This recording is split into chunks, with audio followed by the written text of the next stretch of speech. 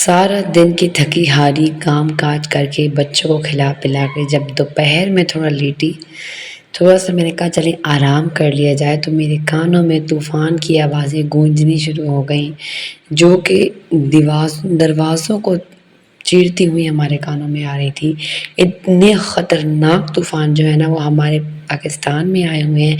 जिस तरीके से लाहौर में बहुत ज़्यादा तबाही, इस तरीके से हमारे शहर कोहाट में बहुत ज़्यादा जो है ना मिट्टियों ने तबाहियाँ मचाई हुई हैं। सारा दिन घर का काम करने के बाद जैसे ही शाम होती है तो झक्खड़ और तूफ़ान, और इतनी मिट्टियाँ, इतनी सूखी मिट्टियाँ मिली हुई हैं। आप देख रहे होंगे किचन मेरा इतना गंदा, और यकीन करें इतना गुस्सा आता है इंसान को कि एक तो घर के काम से थक जाता है और उसके बाद शाम में थोड़ा रिलीफ का टाइम होता है कि चल सुकून से बैठ के चाय पी लेंगे या कुछ, तो उस टाइम भी घर इतना और इतनी मिट्टी जो कि बेडों पर भी भरे हुए थे हमारे। बस मैंने भी झाड़ू उठा लिया और मैं लग गई अपनी सफाई के साथ। पहले तो मैंने साथ दोनों के जो है बेडों को झाड़ लिया और उसके बाद मैंने सारे घर को धो लिया। बिस्मिल्लाहिर्रहमानिर्रहीम, अस्सलाम वालेकुम वरहमतुल्लाह। कैसी है मेरी प्यारी सी यूट्यूब फैमिली? होप करते हैं आप सब ठीक होंगे, खुश होंगे, अल्लाह का जिक्र शुक्र करते हुए ज़िंदगी गुजार रहे होंगे। और साथ साथ में आपने मेरा आज का दुखड़ा सुन ही लिया होगा। जनाब तूफ़ानों ने इतनी ज़िंदगी अज़ाब कर दी है ना कि घर के कामों से फ़ारिग हूँ तो तूफ़ान और इतनी ख़तरनाक मिट्टी जो झाड़ू से भी नहीं हटती, लास्ट में मुझे घर धोना ही पड़ जाता है। और आज सुबह ही मैंने घर धोया था कि चल सारा दिन घर साफ़ रहेगा, और मुझे पता नहीं था कि शाम में ये तूफ़ान आएगा और घर जो है ना फिर मिट्टियों से भर जाएगा। तो बस जनाब इसी तरह की ज़िंदगी गुजर रही है। और माशाल्लाह से इतनी शदीद गर्मी हो गई है कि बच्चों की भी छुट्टी 12 बजे से बच्चे घर आ जाते हैं और बच्चों ने इतना उधम मचाया हुआ होता है। तो बस मैं यही सोच रही हूँ कि मेरी सारी बहनों की जो हाउस वाइफ हैं, हम सब की एक ही हालत इस वक्त हुई हुई है। और अब तो बच्चों की छुट्टियाँ होने वाली हैं और अल्लाह उसमें तो बस हम बहुत ज़्यादा जो है ना इन बच्चों ने हम लोगों को परेशान करना है। या तो बच्चे घर में रहेंगे या तो हमें घर से भाग जाना है, वो कहानी होने वाली है। बस जिस जनाब किस तरीके से अपने घर को मेंटेन करें, बच्चे जब स्कूल नहीं जाएंगे। मेरा तो अभी से दिमाग ने काम करना छोड़ दिया है सोच सोच के कि वो कैसे दिन होंगे जब बच्चे स्कूल नहीं जाएंगे। और फिर घर के काम काज तो मैं पहले से अपने सारे के सारे काम जो है निपटा रही हूँ। अपने वो काम जो डीप क्लीनिंग, जैसे किचन की अलमारियाँ, कबर्ड्स, कपड़ों की अलमारियाँ वगैरह, और बहुत सारे काम, फ्रिज की सफाई वगैरह, मैंने सब शुरू कर दिया है। और इंशाल्लाह आज के व्लॉग में भी और आने वाले व्लॉग में भी अक्सर शेयर करूँगी। तो मैं भी आप सब बहनों को, हाउस वाइफ को यही मशवरा दूँगी कि प्लीज़ आप लोग भी जो है ना बच्चों की छुट्टियों से पहले अपने तकरीबन काम पूरे कर लें, क्योंकि आगे जून जुलाई होगा, समर वेकेशंस होंगी और साथ में मानसून भी होगा, तो बहुत घर भी गंदा होगा, हमारी ड्यूटीज़ भी डबल होने वाली हैं। तो बस कोशिश करें कि जब बारिश हो, जब तूफ़ान चले, तो आपने झाड़ू पोछा करके ना खुद को हल्का नहीं करना, क्योंकि क्या होता है कि झाड़ू पोछा दिखने में तो आसान लग रहा होता है, लेकिन इसमें हमारी इतनी ताकत कंज्यूम हो रही होती है ना कि हम मेरे तो झाड़ू लगाते लगाते ऐसी हालत हो जाती है, लगता है कि दिल मुंह से बाहर आ जाएगा, इस तरीके की हालत हो जाती है, इतनी शदीद गर्मी हुई हुई है। तो बस मैं तो ले देती हूँ लोटा पानी का और सारे घर में पानी डाल के और वाइपर लगा लेती हूँ। इससे क्या होता है मेरा घर बहुत ज़्यादा एक तो पाक भी हो जाता है, दूसरा जो है ना झाड़ू भी लगाना नहीं पड़ता, पोछा भी लगाना नहीं पड़ता, बहुत साफ़ सुथरा घर जो है ना वो हो जाता है और दूसरे दिन तक भी घर साफ़ होता है। और साथ साथ में मैंने सारा का सारा घर साफ़ कर लिया और मैं आ गई, मैंने अपनी अलमारियाँ खोल ली।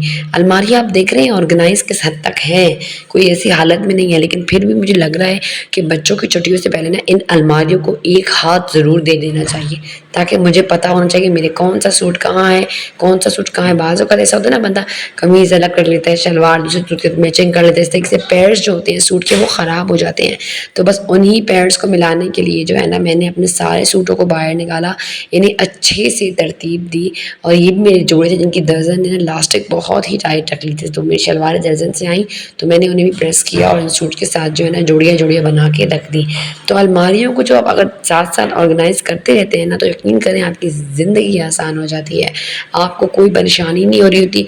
आपको कहीं जाना पड़ जाता है तो आप आराम से एक सूट निकालते हैं, पहनते हैं और ये जा वो जा। तो बस बच्चों की छुट्टियों से पहले ही अपने कपड़े जो प्रेस करने हैं, जो अलमारियाँ, और सबसे बड़ा फ़ायदा क्या होता है कि जो हमारे पीछे कपड़े पड़े होते हैं ना शादियों वगैरह का, हमें ये अंदाज़ा हो जाता है कि हमारे कौन कौन से सूट जो है ना इन सूट्स के पीछे पड़े हैं। क्योंकि अक्सर ऐसा होता है ना कि आगे वाले कपड़े पहने जा रहे हैं, जो पीछे वाले कपड़े होते हैं वो हमारे जहन से ही निकल जाते हैं। तो बस मेरी तो कोशिश यही होती है। और साथ साथ देखिए आप अलमारियों में कपड़े पड़े पड़े ना आगे पीछे से इनकी स्थिति ख़राब हो जाती है। सारे मेरे सूट इस तरीके से होते हैं क्योंकि एक जोड़ा खींचा, दूसरा जोड़ा नीचे रह गया। और सबसे बड़ी बात ये याद रखेंगे हमेशा अपने सूट्स में, जो सूट आप नहीं पहन रहे हैं वो आप जो है ना कहते हैं ना कि फ़ी सबीलिल्लाह देते रहा करें।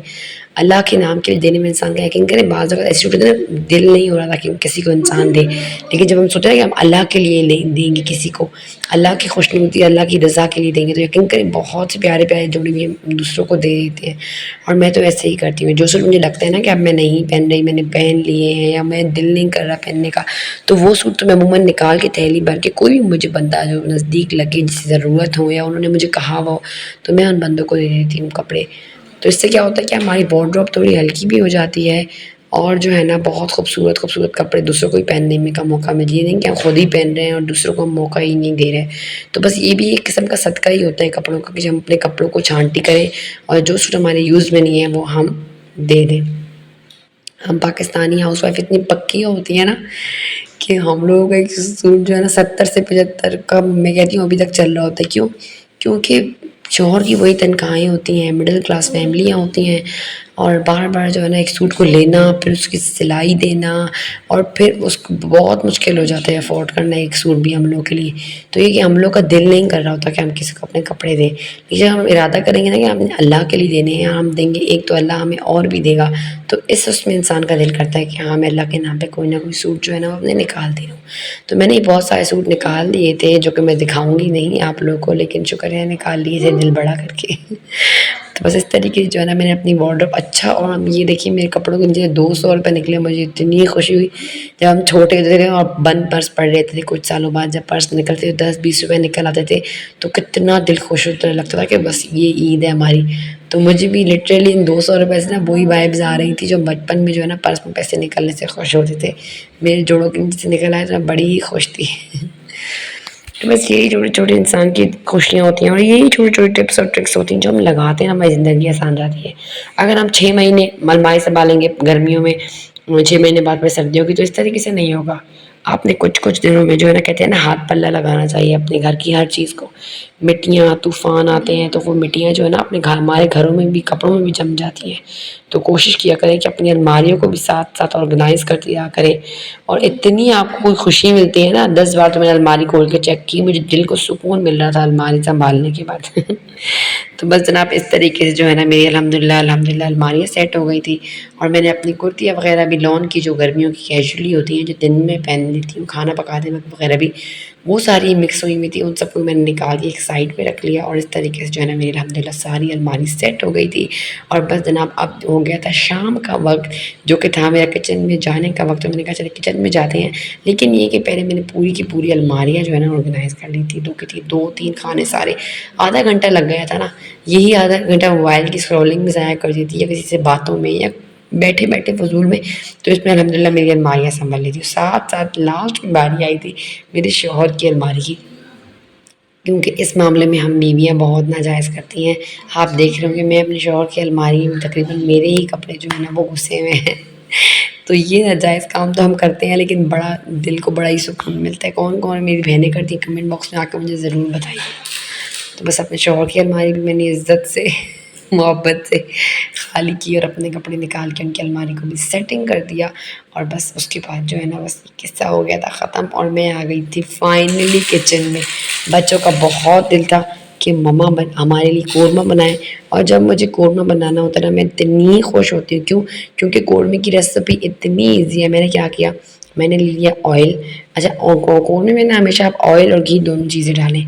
मैंने ले लिया था हाँ 1 cup, half cup oil, half cup घी, दोनों मिक्स करके दोनों आधे-आधे मैंने कुकर में डाल दिए। और उसके बाद उसमें मैंने 3-4 इलायचियाँ कूट के डाल दी, ठीक है। चिकन और आलू को ज़र्दे का रंग लगा लिया। उन्हें मैं ऑयल में पहले चिकन डाल के फ्राई कर लिया, फिर लहसुन पिसा हुआ डाल लिया। और जब देखा कि लहसुन का कच्चापन दूर हो गया तो मैंने जो आलू थे उन्हें ज़र्दे का रंग डाल लगा लिया और वो भी डाल दिए। इस तरीके से चिकन और आलू हमारे हल्की आंच पर लहसुन के साथ फ्राई हो रहे थे। और मैंने ले ली थी दही आधा किलो, उसमें मैंने डाल लिया था 2 चम्मच सूखा धनिया, 1 चम्मच गरम मसाला, 2 चम्मच कोरमा मसाला, कोई भी आप ले सकते हैं जो आपको अच्छा लगता है। मुझे हाफ़िज़ का बहुत अच्छा लगता है तो मैंने इस दफ़ा हाफ़िज़ के मसाले भी यूज़ किए हैं, बहुत ही ज़बरदस्त मसाले हैं इनके। और 1 चम्मच भर के आम लाल मसाला घर का जो होता है, जो हम खाने में डालते हैं वो, और 1 चम्मच काली मिर्च की ऐड करके इसे अच्छे से मैंने मिक्स कर लिया था। तो ये मेरा कोरमे मसाले का बहुत ही शॉर्टकट तरीका है। इसी तरीके से मैं कोरमा बनाती हूँ और बिलीव मी इतना मज़े का बनता है। जब मैं कोरमा बनाती हूँ ना तो मैं ज़्यादा बनाती हूँ, 1-2 प्लेट सुबह नहीं आती हैं और 1-2 प्लेट शाम की हो जाती हैं। तो हमारे 2 वक्त जो है ना कोरमा बहुत ही शौक से खाया जाता है। और अगर एक वक्त कोरमा खा लेना और दूसरे वक्त दिल ना हो तो मैं चावल उबाल के खट्टी खट्टी टमाटरों की लेस बना के और उसके अंदर जो है ना इसी कोरमे को दम दे के बहुत ज़बरदस्ती बिरयानी बना लेती हूँ। तो आप भी इन छोटे छोटे टिप्स और ट्रिक्स को रोज़ाना की अपनाएंगे ना, यकीन करना आपकी ज़िंदगी आसान हो जाएगी। आजकल तो मेरी तबीयत भी लो में जा रही थी और बच्चे भी मैं आपसे शेयर करी ना कि 12 बजे आ जाते हैं स्कूल से, क्योंकि गर्मी बहुत ज़्यादा हो गई है। तो बस क्या करती हूँ कि मैं भी कोशिश करती हूँ कि एक वक्त का खाना दिन में बना लूँ और ऐसा खाना बनाऊँ कोरमा, बिरयानी, चने की दाल, चावल वगैरह जो बच्चे दूसरे वक्त भी शौक से खाएँ। तो वो चीज़ें जो है ना मैं बना के दोपहर में ही, ये मैंने शाम में बना लिया था और दोपहर में ही बना के मैं नॉर्मली रख लेती हूँ। तो 2 वक्त जो है ना ये हमारा खाना चल जाता है और बहुत ही मतलब आसान ज़िंदगी मेरी हो जाती है। तो ये छोटी-छोटी रेसिपीज़ हैं जो हमारी ज़िंदगी को आसान बनाती हैं। और आज मेरा नॉर्मल दिन था आलू गोश्त खाने का, इसलिए आप देखेंगे मैं कोरमे को थोड़ा-सा रनी रखूँगी ताकि थोड़ा ना आलू गोश्त के सालन वाला टेक्सचर भी इससे आ सके। तो ये प्याज तली हुई रखी हुई थी वो मैंने ली और हाथ में कूटनी शुरू कर दी, लेकिन हाथ से तो बिल्कुल भी ना कूटी क्योंकि उसमें ना नमी आ गई थी। तो मैंने क्या किया, उसे पानी डाल के ग्राइंड कर लिया। तो बहुत ज़बरदस्ती प्याज जो है ना वो मेरी बन गई थी। अच्छा, यहाँ पे एक ट्रिक याद रखिएगा, कभी भी दही डालने के बाद आपने इसमें पानी ऐड नहीं करना। आपने पहले अच्छे से भुनाई कर ली चिकन और आलू की, उसके बाद आपने दही ऐड कर लिया। दही की भुनाई कर देखिए, जब आप ऑयल अलग होना शुरू हो गया, देखिए ऑयल ऊपर आ रहा है, बबल्स बन रहे हैं ना, आप समझ जाएं कि बस अब जो है ना ये कोरमा आपका रेडी हो चुका है। इससे दही की जो कच्ची बू होती है वो ख़त्म हो चुकी है। आपने 1-2 गिलास जितना भी रनी आपको रखना है आपने पानी डाल दिया। अगर आपको रनी नहीं रखना, बिल्कुल गाढ़ा गाढ़ा चाहिए, तो आपने सिर्फ हाफ कप पानी डाल के इसको 5 मिनट के लिए सीटी दे देनी है और प्याज ऐड कर लेने हैं। तो उससे आपका बिल्कुल गाढ़ा गाढ़ा जो शादी वाला कोरमा होता है वो तैयार हो जाएगा। और मुझे तो रनी सालन चाहिए था क्योंकि मुझे 2 वक्त चलाना था और मेरा दिल भी था कि आलू गोश्त की तरह सालन हो।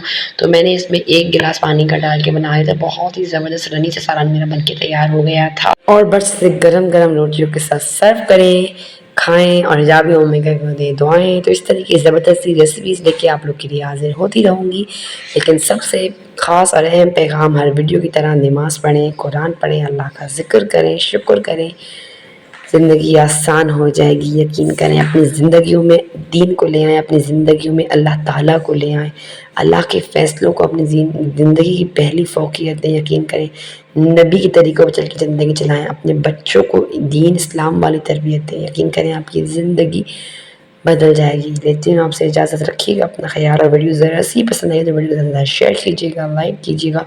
आपसे इजाज़त, अस्सलामु अलैकुम व रहमतुल्लाह।